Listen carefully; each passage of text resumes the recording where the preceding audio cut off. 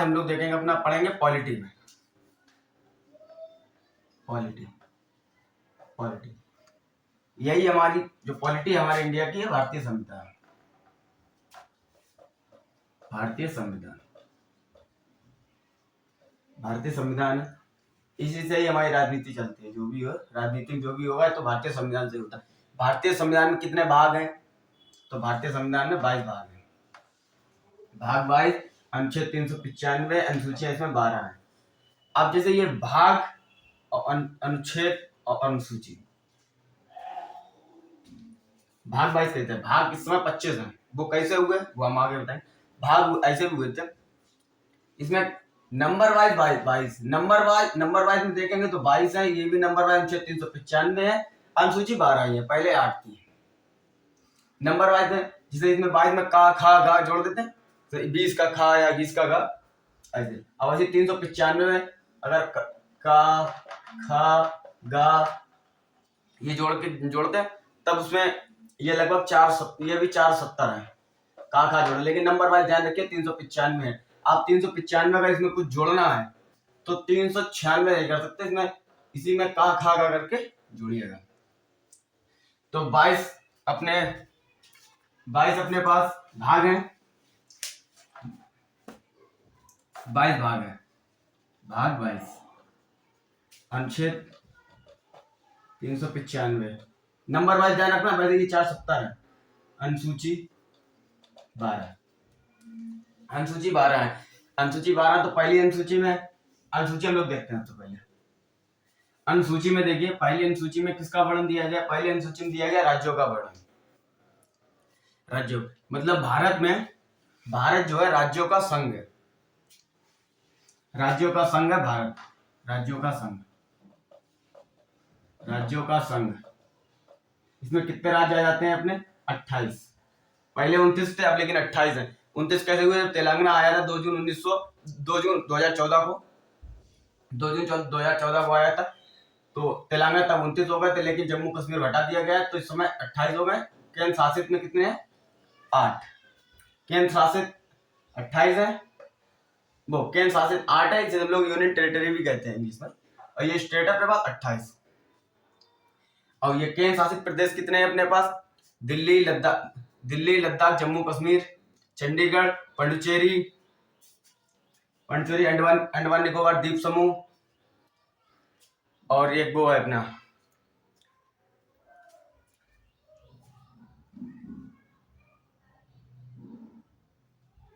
लक्षद्वीप और दादरा नगर हवेली। ये अपने 8 केंद्र शासित हैं। अब नंबर 2 में किसका दिया गया वर्णन? नंबर 2 दिया गया वेतन का।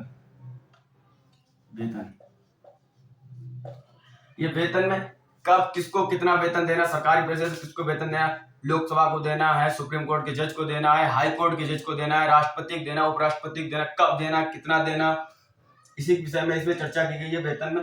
नंबर 3 पे आते हैं शपथ।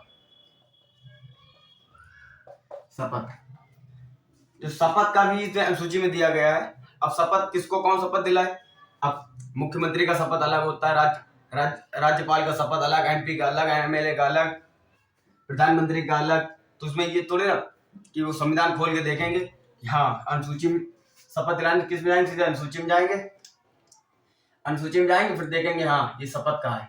अब इसमें जो खाली नाम हो, अब जैसे राष्ट्रपति प्रधानमंत्री को शपथ दिलाता है। राष्ट्रपति प्रधानमंत्री को शपथ दिलाता है। एक पर्चा राष्ट्रपति के हाथ में होता है, एक प्रधानमंत्री के हाथ में होता है।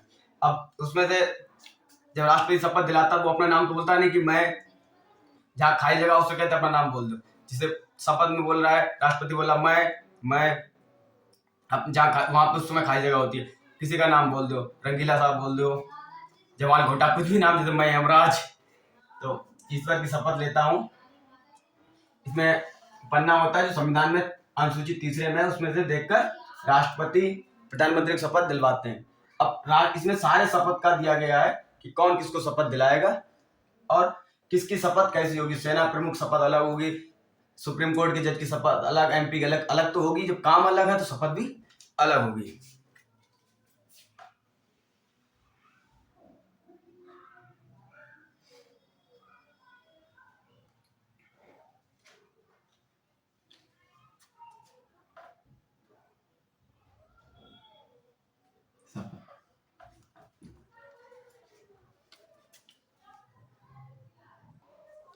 और चौथा आता है अपना राज्यसभा। राज्यसभा राज्यसभा का चुनाव बहुत सिंपल होता है। आगे इसके चुनाव के बारे में बताएंगे। राज्यसभा बिल्कुल सिंपल चुनाव होता है, बिना चुनाव लड़े भी आदमी राज्यसभा में जा सकता है। प्रधानमंत्री मुख्यमंत्री अंदर पावर होता है कि अगर किसी को भी उठा के चाहे राज्यसभा में ले आ सकते हैं। हाँ भैया आ जाओ आपके लिए राज्यसभा। मनमोहन सिंह ने चुनाव लड़ा, फिर भी राज्यसभा में पहुंचे। अमित शाह ने भी नहीं लड़ा था, गांधीनगर में या अहमदाबाद में कहीं चुनाव लड़ा था, वो भी राज्यसभा में पहुंच गए थे। राज्यसभा का वर्णन। और नंबर 5 में आते हैं SC ST। SC ST ST ST का कानून इसमें अलग का, ST ST का दर्जा है इसमें, दर्जा SC ST का दर्जा, इसमें दर्जा होना भी चाहिए SC ST का, क्योंकि इनकी जो वो थी ना, जैसे अपने जनरल ले लीजिए, जनरल लोगों को भले ही आज के डेट में थोड़ी नौकरी में थोड़ी सहूलियत नहीं है, लेकिन समाज में इनकी काफी इज्जत। लेकिन इनको देखिए SC ST को नहीं है, समाज में अब भी नहीं है, क्योंकि अभी भी शिक्षा उस स्थिति तक नहीं पहुंची है। ये वाला आरक्षण जब 1950 में तैयार हुआ था, 1950 में ये आरक्षण तैयार हुआ था, सिर्फ तब से 10 सालों का आरक्षण था, 10 सालों के लिए था। फिर कहा था कि आगे 10 सालों बाद इस पर विचार करेंगे, अगर इनकी स्थिति सुधरती है तो फिर 10 साल तक रहेगा। लेकिन अब भी स्थिति उस हिसाब में नहीं सुधर पाई है।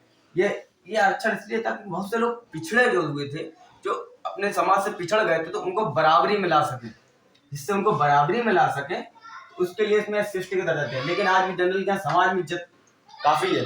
जैसे जनरल है कोई, आइए बाबूजी बैठिए तुरंत। अगर यही कोई SC ST के हो, कौन हो पता ही नहीं, ठीक है। SC ST। अब नंबर 6 पे आते हैं हम लोग। नंबर 6 पे पूर्वोत्तर राज्यों का दर्जा। पूर्वोत्तर राज्यों का दर्जा। पूर्वोत्तर राज्य अब आज भी बिछड़े हुए हैं। पूर्वोत्तर राज्य में अपने असम, मेघालय, त्रिपुरा, मिजोरम। असम, मेघालय, त्रिपुरा, मिजोरम, ये राज्य आज भी पिछड़े हुए हैं। इनमें भी जो इस समय मानसिकता अपने दिल्ली, मुंबई में, यूपी में जिस हिसाब की, उस हिसाब की स्थिति यहाँ आज भी नहीं है। उस हिसाब की स्थिति इन 4 राज्यों में अब भी नहीं है। अगर कोई जैसे कहीं का यूपी का जो IPS ऑफिसर है, IPS ऑफिसर की अगर यहाँ पर पोस्टिंग कर दी जाए, इसके लिए इसको अलग से ट्रेनिंग लेनी पड़ेगी, क्योंकि वहां का बहुत ही स्थिति अभी सही नहीं है। इससे सुधार होने में टाइम लगेगा, लेकिन तब तक सुधार हो जाएगा। कितना नंबर 5 6 तक हो गया, 7वां देखते हैं।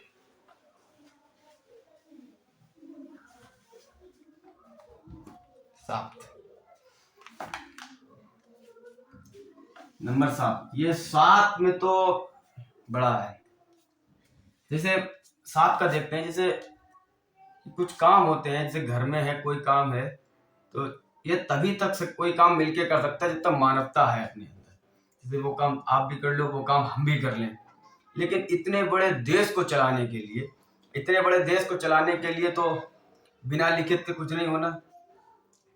बिना लिखित के, क्योंकि करोड़ों लोग हैं, मानसिकता सभी की अलग है, 28 राज्य हैं, उन सभी के अलग है, सेंट्रल के अलग है, तो किस राज्य की कौन शक्तियां होंगी।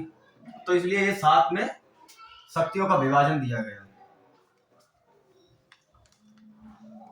शक्तियों का विभाजन।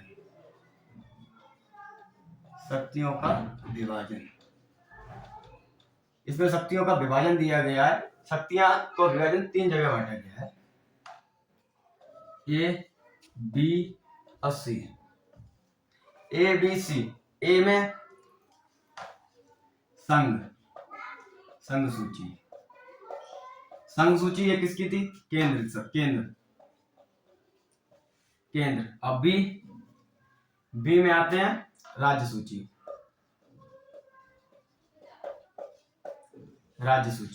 ये राज्य बना सकते हैं। और सी में आते हैं समवर्ती सूची, यानी केंद्र और राज्य। ये राज्य से, इसमें सिर्फ राज्य ही अपना कानून बना सकते हैं। इसमें राज्य और केंद्र,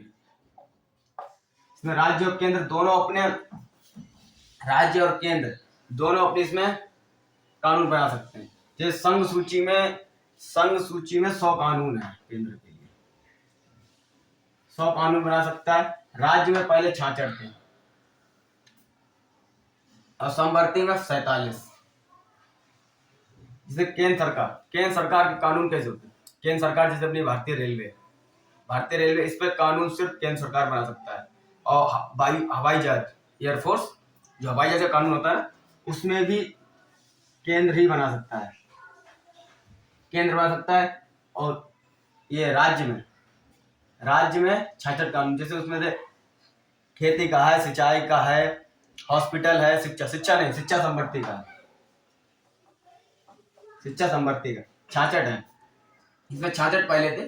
तो इसमें एग्जाम में अगर आते हैं कि 100 है, लेकिन जब केंद्र कोई कानून बनाता है तो कॉमन कानून बनाता है सभी राज्यों के लिए। जब भी केंद्र कोई भी कानून बनेगा तो सभी राज्यों के बराबर हिसाब से बने, और राज्य अपने अपने राज्य को लेकर चलता है कि हमारे राज्य में कैसा होना चाहिए। इससे केंद्र है, हॉस्पिटल की व्यवस्था इसको देखना है, जो जेल है अपना वो सही करा दिया, अपने जेल सही करा दिया। अब राज्य में जैसे दोनों ही कानून बना सकते हैं, जो राज्य और केंद्र बना सकते हैं। इसमें जैसे शिक्षा का कानून, जैसे राज्य जो बनाएगी वो अपने स्टेट लेवल तक बनाएगी, और सेंट्रल पूरे सभी राज्यों को साथ में लेकर चलेगी। सेंट्रल पूरे राज्य को लेकर, इसमें दोनों कानून बना सकते हैं। जैसे अपना केंद्र ने बनाया यूपी सीबीएसई बोर्ड, केंद्र का है सीबीएसई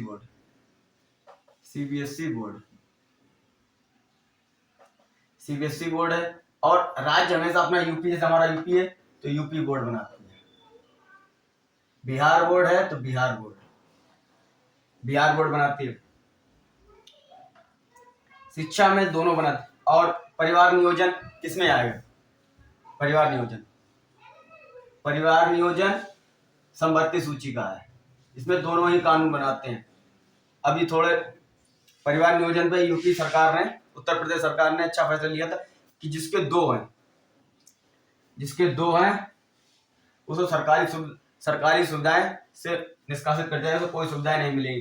पता चले केंद्र कहे, परिवार नियोजन वाली बात है, जब केंद्र सरकार कहे कि हम अपना कानून बनाएंगे, राज्य क्या नहीं, हम दो हमारे होने दो, मतलब कुछ भी, हम दो हमारे होने दो, मतलब ये नहीं है, उस पर केंद्र कानून बनाएगी। और पहले सूचियां इसमें थी 66 थी और इसमें 47 थी, लेकिन केंद्र ने कहा कि इसमें से कुछ कानून हम भी बनाएंगे, तो राज्य ने कैसे बना लो। तो क्या हुआ था, राज्य के 5 कानून थे वो समवर्ती सूची तरफ दिए गए। जो राज्य के 5 कानून थे -5 हो गए, जिसमें बचे 61 कानून इसकी तरफ बचे थे। इसमें 47 थे +5 इसमें समवर्ती में आ गए। सिर्फ केंद्र के नहीं हुए थे, उसमें समवर्ती सूची में शामिल कर दिया गया। अगर राज्य के 5 हटाकर अगर केंद्र पहुंच जाते 105 हो जाते तो कहते वाह भाई वाह हमारी तरफ, तो ये नारा देता। अब ये खुद इसलिए है कि ये कानून पहले भी बना सकता था, अब भी बना सकता है, पहले भी कानून बना सकता था, अब भी बना सकता है। और केंद्र इसलिए होगा कि खुश है क्योंकि ये पहले नहीं बना सकता, अब बना सकता है समवर्ती में आकर, इसलिए ये केंद्र सरकार भी खुश, राज्य सरकार भी खुश, इसलिए 5 कानून इसकी तरफ समवर्ती सूची में डाल दिए गए थे। एक सूची इसमें और थी, अवशिष्ट सूची,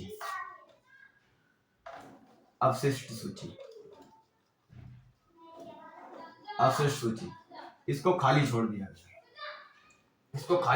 क्यों छोड़ दिया गया कि अगर उस समय हम नाम बनाया था, अपने पास टेक्नोलॉजी थी नहीं थी, तो अब टेक्नोलॉजी बढ़ गई है। जैसे परमाणु बम था, उस समय जब आधे परमाणु बम थे नहीं, अब तो परमाणु बम आ गए हैं। पता चला यूपी ने परमाणु बम बना लिया और राजस्थान का हम भी बनाएंगे, फोड़ेंगे, ये नहीं। अब जो भी नई टेक्नोलॉजी आएगी, उस पर कानून कौन बना सकता है? तो केंद्र सरकार। जैसे अपना इंस्टाग्राम है, व्हाट्सएप, फेसबुक, इंस्टाग्राम, यूट्यूब, जो परमाणु बम बने, ये सब किस में जाएंगे? अवशिष्ट सूची में। जो भी नए कानून बनेंगे अब अवशिष्ट सूची में जाएंगे, उसमें केंद्र सरकार के ही कानून बनेंगे, केंद्र सरकार ही उस पर कानून बना सकती है, और एक समवर्ती सूची में एक चीज और ध्यान रखिएगा, जैसे दोनों कानून है जिस पर केंद्र सरकार बना सकती है और राज्य सरकार बना सकती है संवर्धित सूची में। तो उसमें क्या होता है कि कोई जैसे शिक्षा के ऊपर कोई बिल निकाला केंद्र सरकार ने कि ये बिल हम बना रहे हैं, लेकिन वही सेम राज्य सरकार ने निकाल दिया कि हम बनाएंगे, लेकिन उस दोनों कंडीशन में क्या होगा, केंद्र की बहुमत रहेगी। अगर सेम कंडीशन पर अगर ये कानून बनते हैं तो केंद्र का ही कानून मान्य होगा, राज्य का मान्य नहीं होगा। ठीक है, अब 7 हो गई, अब 8वीं सूची देखते हैं। 8वीं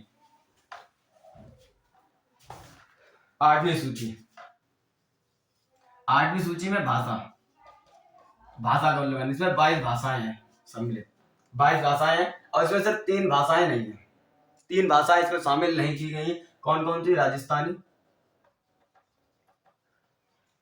राजस्थानी, एक है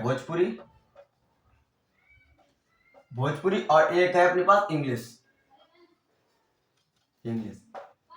ये 3 भाषाएं इसमें सम्मिलित नहीं है और 22 भाषाएं सम्मिलित है। जैसे हिंदी उड़िया है, ये सम्मिलित है इसमें। 22 भाषाओं में से 3 भाषा एग्जाम में क्वेश्चन आते हैं तो इससे आते हैं कि कौन सी भाषा जो अनुसूची में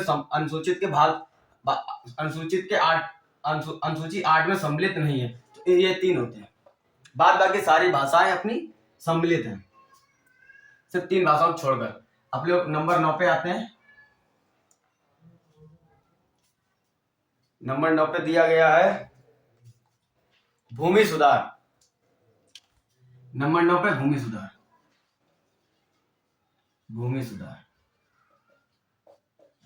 सुधार यानी जमींदारी।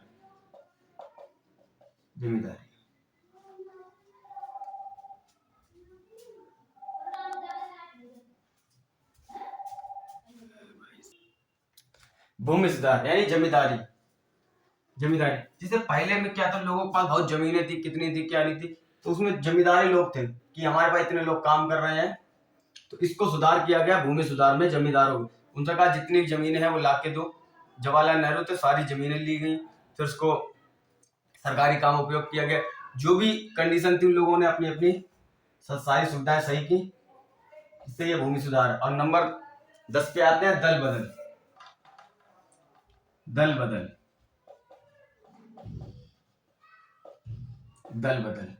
बदल में क्या था, जैसे कोई पार्टी है, बीजेपी ले लेते हैं, बीजेपी पार्टी में कोई विधायक बन गया, मतलब चुनाव हो रहे थे, उसमें अपना उसका बीजेपी से टिकट मिला और जीत गया। अगर जीतने के बाद अगर वो बीएसपी में जाता है, बहुजन समाज पार्टी उसमें जाता है, तो उसकी सारी सदस्यता खारिज कर दी जाएगी। दल बदल में इसमें अनुसूचित मतलब जीतने से पहले या हार जाओ, या हार गए तो चले जाओगे, कोई दिक्कत नहीं। अगर चुनाव होने से पहले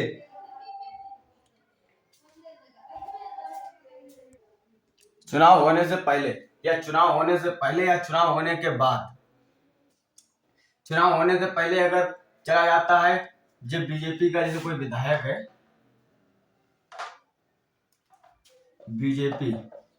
बीजेपी का कोई एमएलए है, ठीक है, बीजेपी का एमएलए है, जीतने से पहले, मतलब जब चुनाव हो भी रहे, जीतने से पहले बीएसपी में चला जाता है, तो उस पर दल बदल का केस नहीं होगा। अगर जीतने के बाद अगर बीएसपी में जाता है तो उसकी सदस्यता खारिज कर दी जाएगी, ठीक है। और हाँ, ये भी एक चीज कंडीशन ध्यान रखिए, अगर पार्टी में जैसे मान लीजिए 22 विधायक है, किसी पार्टी के 22 विधायक है, 22 में से 15 विधायक चले गए, 22 में से 15 विधायक चले गए बीएसपी में और 7 नहीं गए, इसका मतलब पार्टी गड़बड़, पार्टी खराब है, पार्टी गड़बड़ है, इसीलिए वो चले गए। तो इसमें इस कंडीशन में इन पे दल बदल का केस नहीं लगेगा, भले ही एकजुट होकर चले जाएं, इन पर कोई केस नहीं लगेगा। इन विधायकों पर 15 विधायक अगर चले भी जाते हैं तो इन पर कोई भी केस नहीं लगेगा, क्योंकि ये पार्टी ही गड़बड़ है, भ्रष्टाचार या कुछ भी, क्योंकि 15 नहीं जाते। अगर कम जाते तो विधायक की गलती है, जो भी कैंडिडेट है तो उसकी गलती। तो इस बात की चर्चा इसमें 10 में दी गई है। 11 में आता है, अनुसूची 11 में।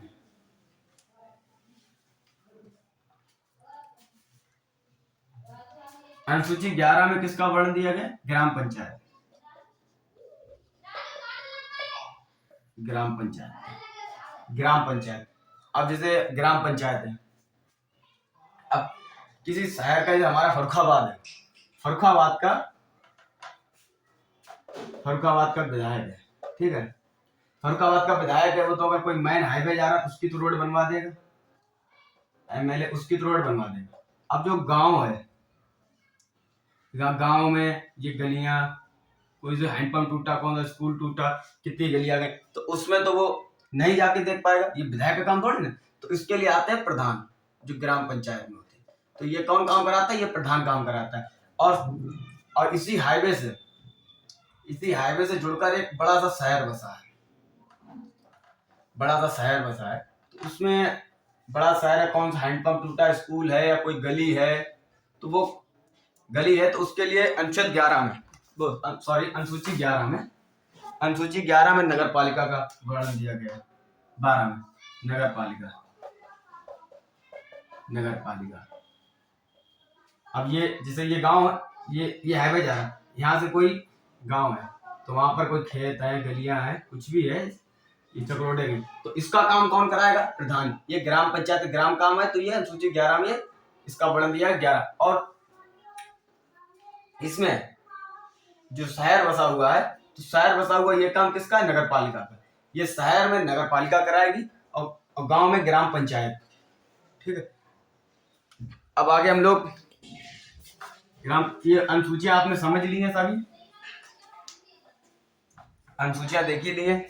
अब इसमें हमारा क्या बचा आपको पढ़ाने के लिए? भाग है 22, अनुच्छेद है 395। अनुच्छेद 395, इसमें जैसे अनुच्छेद में का, खा, गा करके जोड़े गए हैं, तो ये कुल मिला के 470 हो गए हैं, और ये 25, 3 प्लस इसमें हो गए, ये 25 हो गए। इसके बारे में हम लोग अगली वीडियो में देखेंगे। आप बस ये याद रखिएगा, नंबर वाइज में ध्यान रखिएगा, ये 22 है, ये 395 है, और अनुसूचियां अपनी 12 है। अनुसूची 12, भाग 22 और अनुच्छेद 395 नंबर वाइज ही आते हैं। आज के लिए इतना ही।